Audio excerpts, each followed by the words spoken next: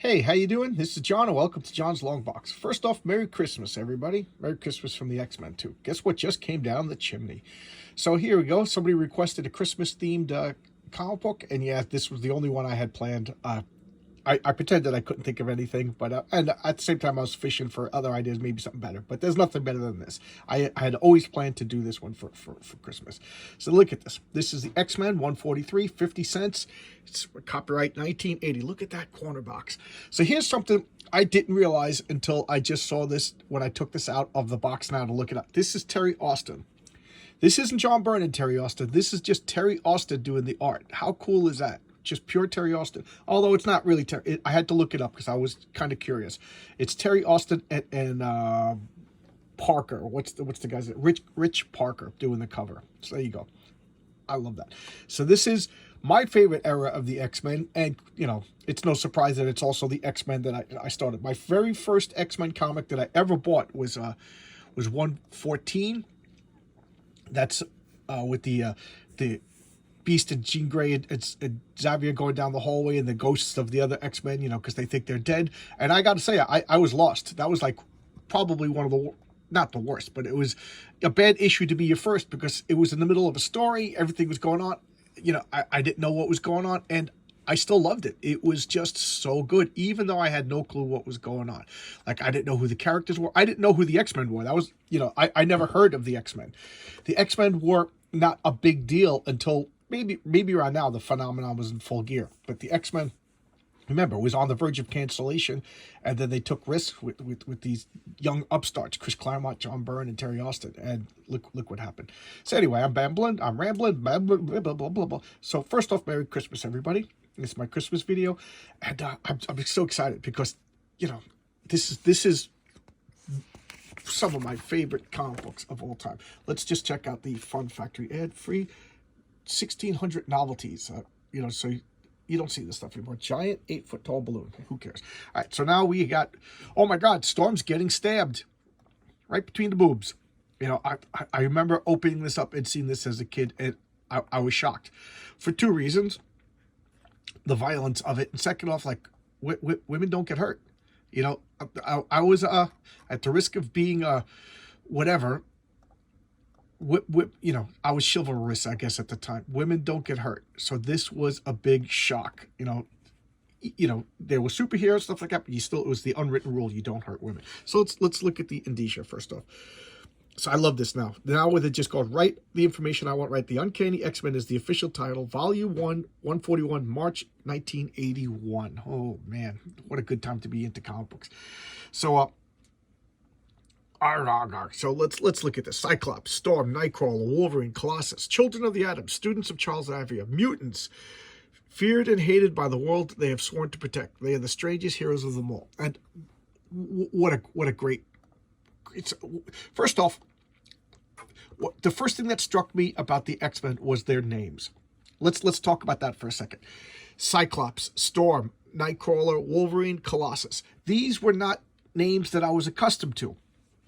You know, I had the Human Torch, Mr. Fantastic, The Thing, Spider-Man, Batman, Superman, The Flash, you know, Hawkman. You know, those were the superhero names that I was used to. And then we had these really cool, obscure names like do we really know what a Colossus is? Cyclops, you know, a Wolverine. I never heard of the creature, the real life creature of Wolverine before the comic books. And Storm, great name. What a great name. So I was really impressed by the naming of the what do they call it? The naming nomenclature of the X-Men. All right. So here, look at this. There's no credits on this page, so we won't talk about the credits yet. But this just glorious John Byrne, Terry Austin artwork. Oh man, you cannot get better than this. You know, no disrespect to George Perez, because George Perez and John Byrne, they rotate like a door of my favorite. But right now, John Byrne's my favorite. Why? Because John Byrne's right here. But I love this little curve right here. You know, it's realistic, it's bombastic, it's super, and it's dressed. It's all at once. And just look at the imagination. So, for those of you who may or may not know, in the X-Men's backyard, there's this evil pillar that the Nagari demons, and I forget which issue it was, and they'll bring us up to speed. And these things every once in a while come out and they attack the X-Men. So look at these. Just I could go on and on and on. So Storm is battling these whatever you want to call them, a species of demons. Is that a good word? Species of demons.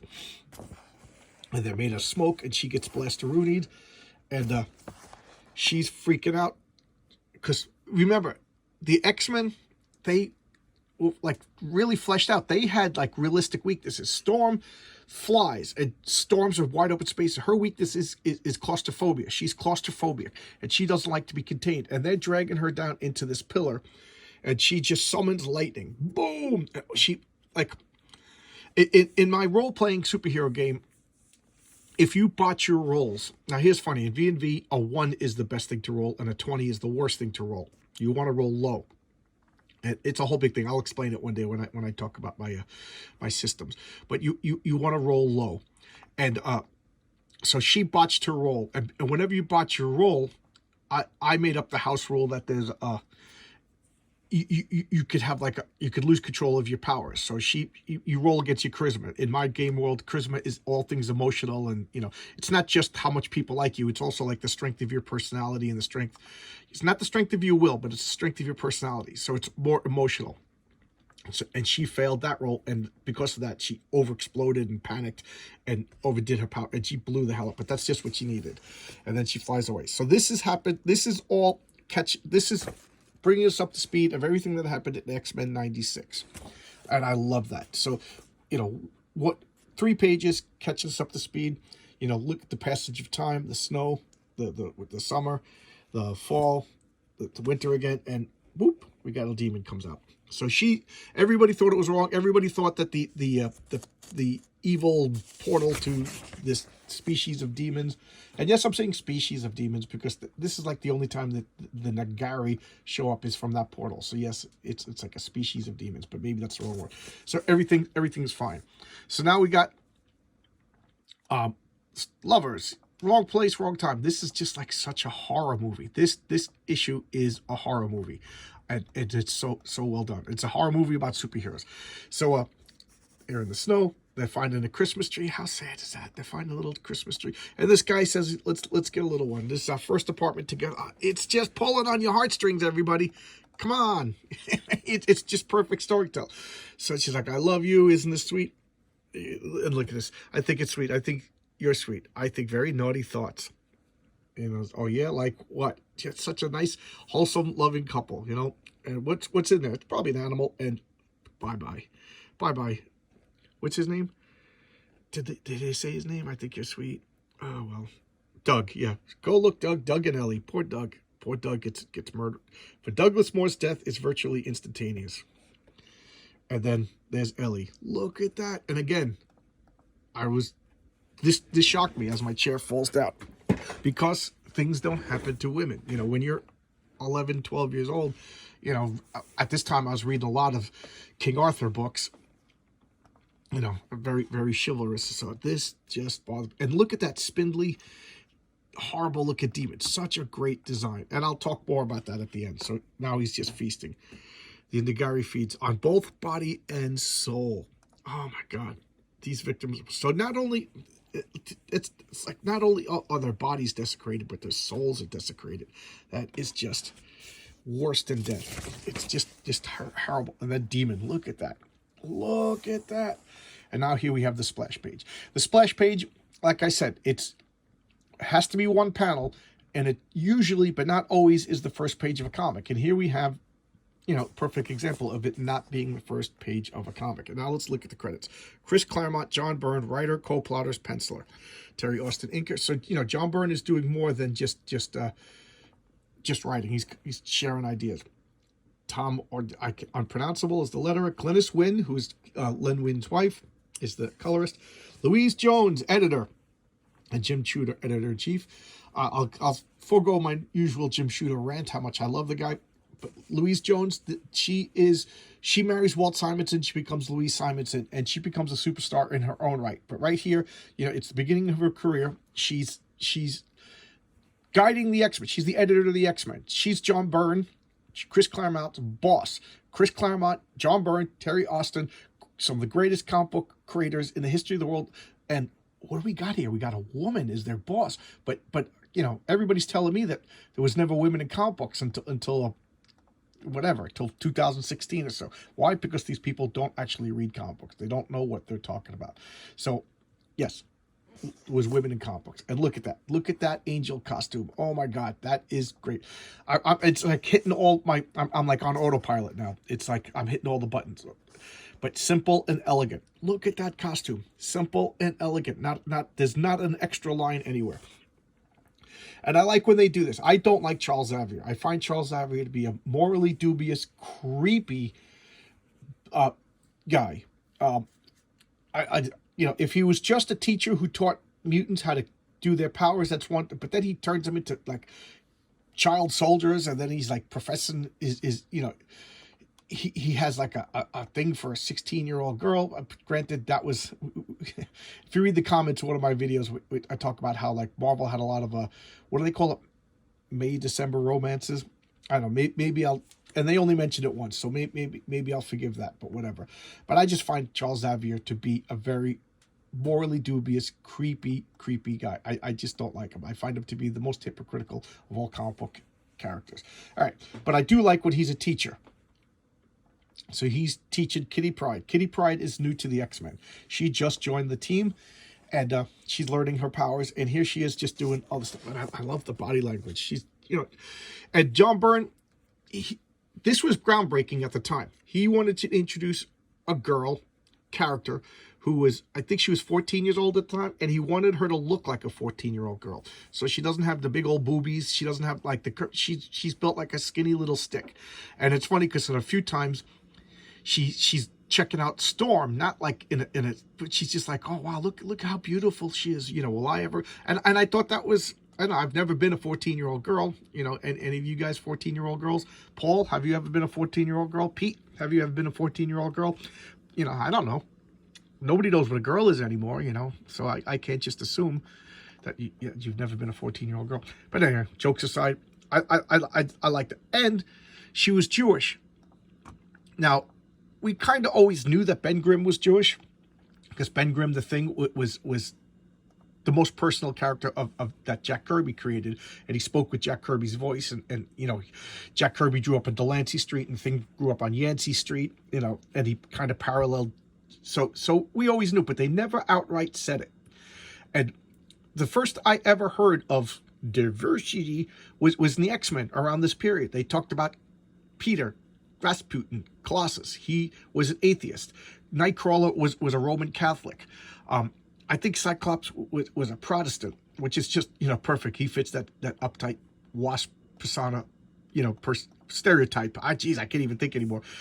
Perfectly. So I love the X Men. Why? It was organic. It was like, it was diversity without, you know, for adults, you know, and they disagreed. Wolverine was, he always just said he was a realist, you know, and who knows what Xavier was? I don't know.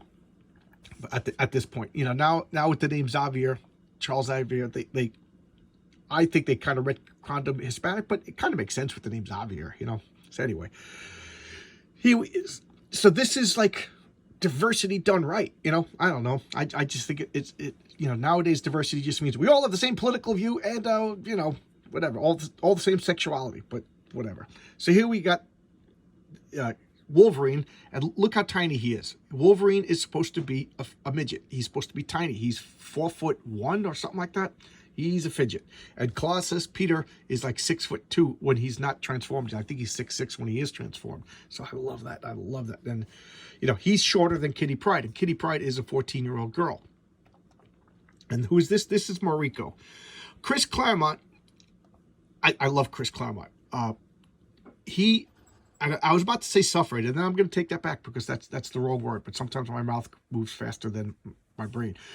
He was very, you could tell what he was into. He must have just watched Shogun, because then all of a sudden Wolverine became like a ninja in a Shogun and everything. And now he went to Japan and met this girl. And this is his main squeeze at the time, his love interest. Wolverine has lots of love interests. And for a long time, like 20 years real time, it was Mariko. And now he's just like man slut. He's with everybody. But she was everything that Wolverine wasn't. She came from a highbrow family. She was mannered. She was cultured. She was wealthy. And she was reserved and prim and proper.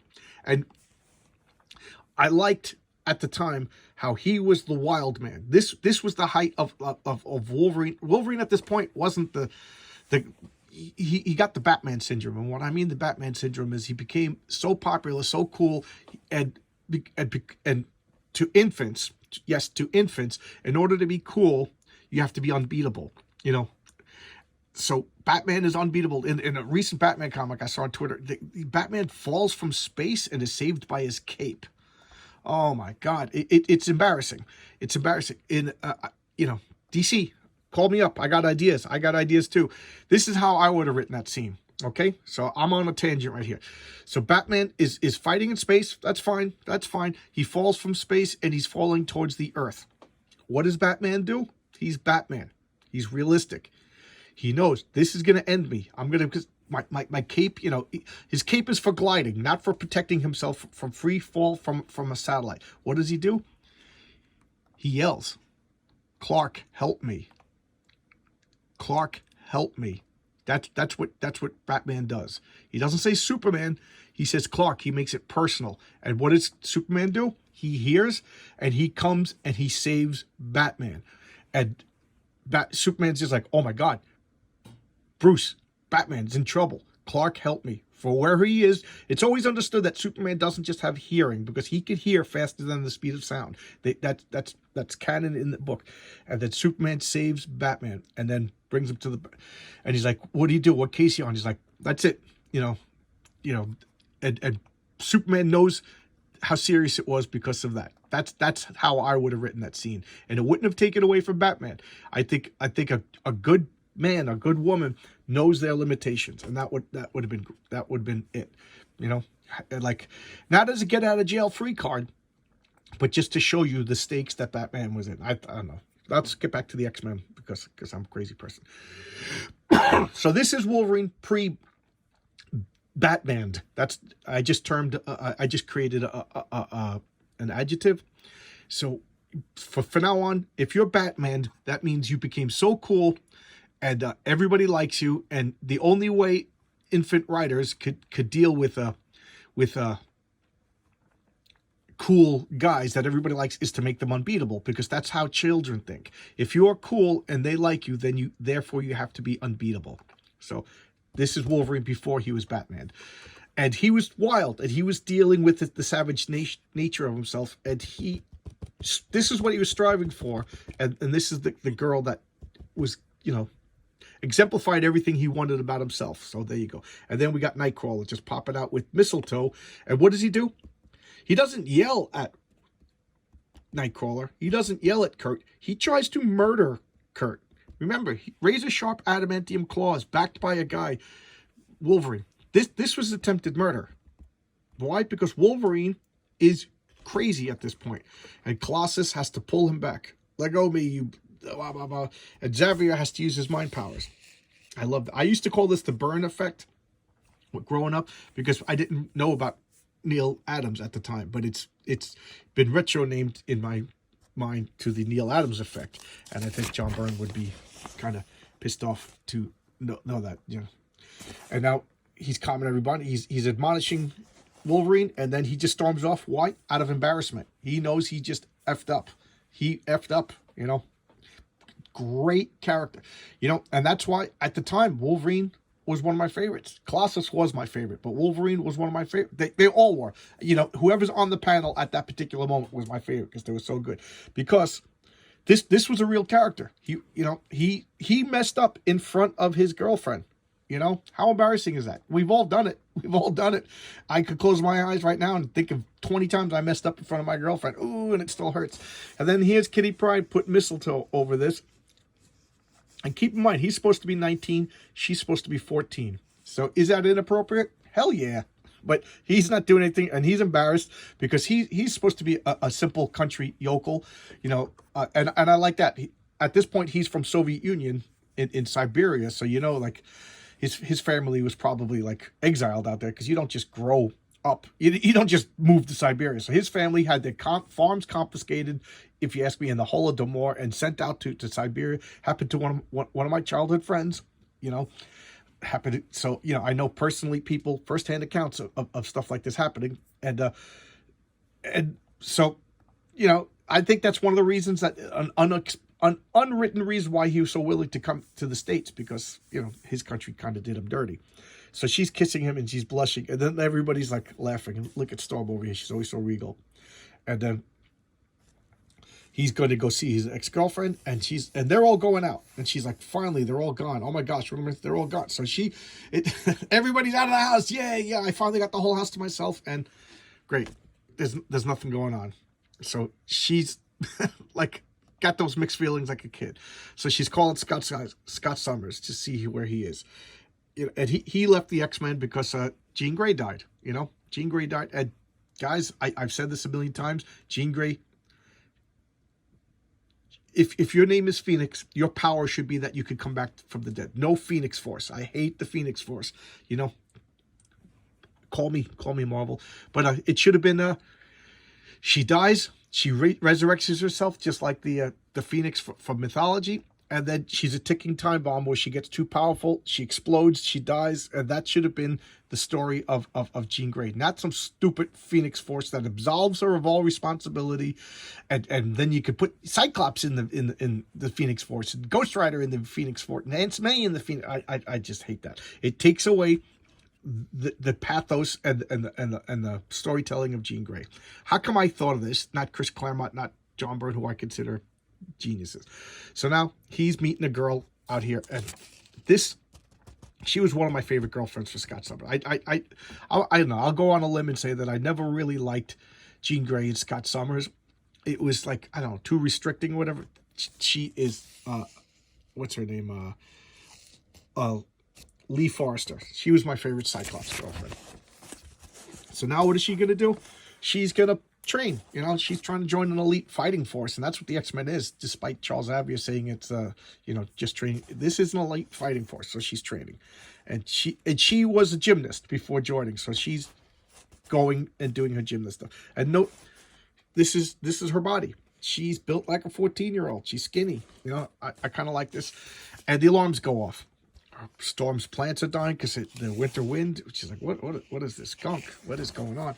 And from this point on, story, monster. Whoa, no. So look, so now this Nagari, and these are stakes, guys. That's what the comic book, that's what they did already. They established the stakes here that if it kills her, it's going to eat her body. She's going to die, but it's also going to take her soul, and these are comic books. We all know that everybody's got souls. We see Doctor Strange's soul all the time. So this thing is just running out. And look, she's a scared 14-year-old girl. All right, and now we got the 1981 Marvel calendar. And look, what is she doing? She's just phasing through walls, and this thing is just wrecking through walls. I love this. This thing just wants to feed on her. Just, what is she gonna do? She goes through the steps. She's hiding. She's going to call. And I've said this a few times. This room, I know what this room looks like. Why? Because John Byrne is very consistent in drawing the X-Men mat. This room has showed up so many times. I recognize the wainscoting. I recognize the frames. So I wonder if he has like he's working from a blueprint, or if he has like a house that he actually has in mind. But that John Byrne was very good like that. And it phases.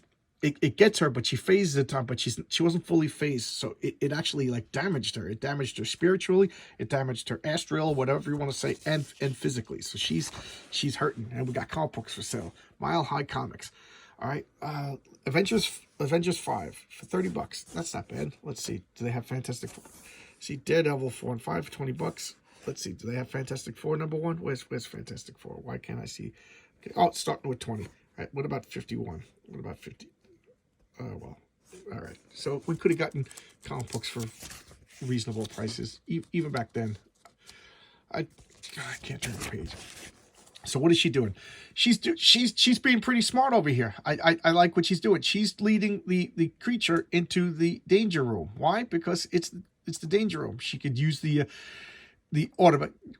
It's funny, whenever you see a comic book set in the danger room or Next Generation when they go to the holodeck, you know that it's about to malfunction and try to murder everybody.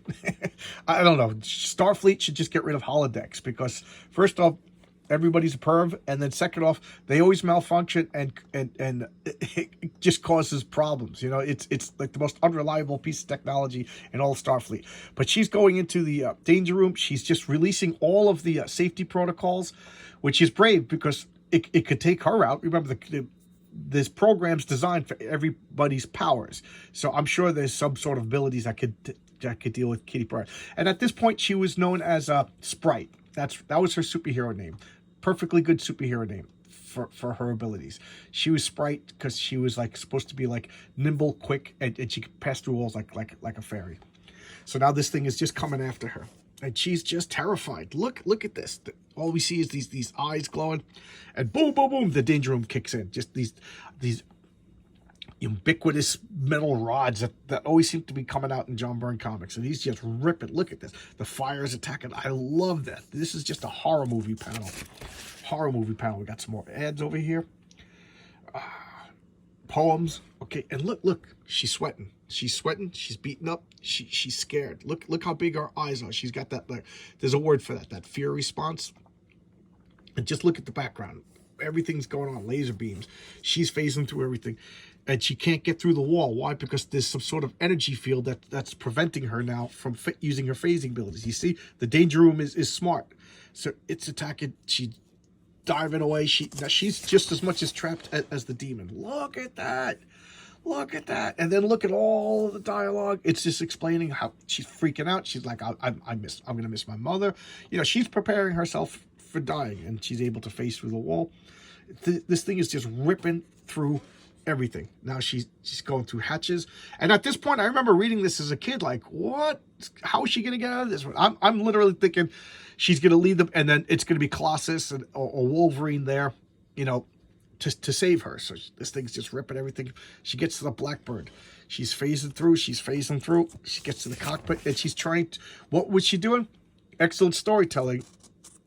Because at the beginning, if you remember, Charles Xavier was teaching her. What was he teaching her? He was teaching her how to pilot jets and the Blackbird. So nice storytelling. It's all coming. She's like, what was I doing? And she ignites, and look at that panel. Look, got you. Boom. Look at that panel. The thrust for the Blackbird just pushes this thing, and this thing gets it. You know, she just goes full on. We're not talking like a little gentle thing. She just goes full bore. So this thing just crashes into the hangar doors that aren't opened yet. So this is all melted, and she's just coming through the fire. And look how beat up it is. Look at that face. She has no time to scream. We turn the page, and here is all the X-Men coming back from whatever they were doing. You know, how's everything? And there she is, just sitting there. Look, Peter, oh my God, Mom, Dad, they brought everybody. But what they didn't, and here is the the blower. Some girl, she gives you big hair. She, you know, give you this. I'm refraining from the obvious blowjob joke. Okay. And now she's explaining everything that happened.